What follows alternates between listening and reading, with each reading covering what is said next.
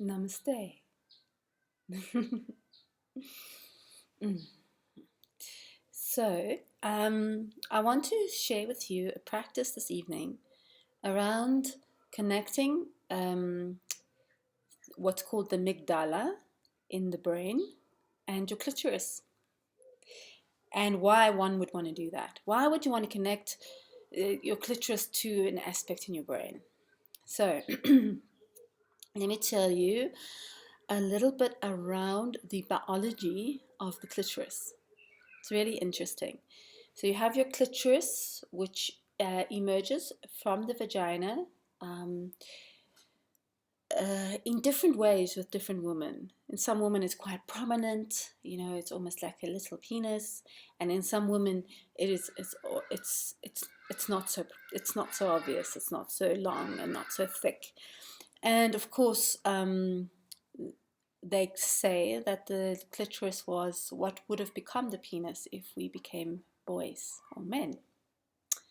So the clitoris then has different nerval, like neurons and nerval pathways, 3 pairs.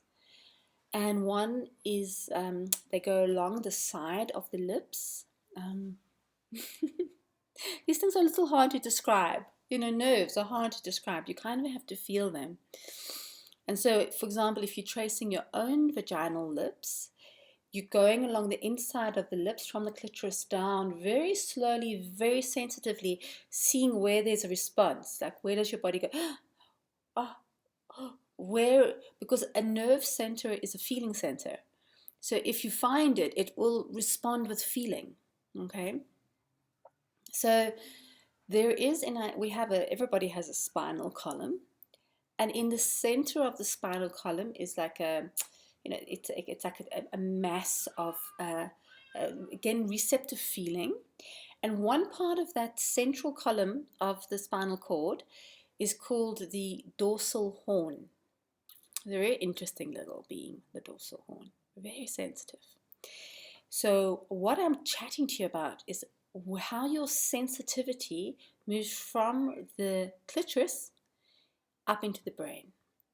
So it moves from the clitoris, it follows the set of the dorsal nerve endings that goes down into the vagina and up through the spine, through the center of the spine, and then it lands in the amygdala. Amygdala is the center where a lot of patterning occurs around the fear response, interestingly enough. It's a very important center because it's there to keep us alive.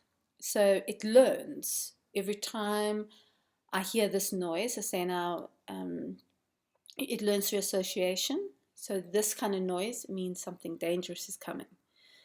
So it was, originally when we're living in nature and maybe we heard the sound of a lion. You hear the sound of the lion, that's potential danger. Take care, do what you need to do to not be in the danger of the lion's path. So it makes associations between sounds, situations, and so forth. And it can be very, very, very helpful in terms of letting us know that danger is coming. However, it can also make false association. So for example, let's say someone as a child is beaten by their father or their mother, and the person is always wearing red slippers when this happens, or very often is wearing red slippers. Then one day someone grows up and they land up with a partner who loves their red slippers, and they just feel a bit of anxiety around this person. And they don't really understand why. And then they believe their thoughts. Well, there must be something wrong with my partner. Clearly, they're carrying some violence in them. And actually, it's just the association of the red slippers. So that can happen with the amygdala as well. But because it's such an important aspect of our survival, it's very, very sensitive. So it can also pick up the most sensitive aspects of what you're feeling in the moment. Now, in our sexual responses, most times people are going for the obvious response. They like want the big orgasm, or they want to like stimulate the clitoral ending until there's like kind of orgasmic explosion in the clitoris itself. And that's that's fun. It's nice, right? But there is a possibility that you could stimulate the clitoris in such a way, like softly, like hardly, like like like really soft. And then you could trace that clitoris along the nerve endings, feeling where they are in yourself, or if you're a man approaching a woman. And then you could slowly go up the spine, really like focusing vertebra by vertebra. Very soft, very soft. And sometimes nothing, just energy. The softer you go, maybe just a vibration, just you could blow, or you could just run some energy through the hands up the spine.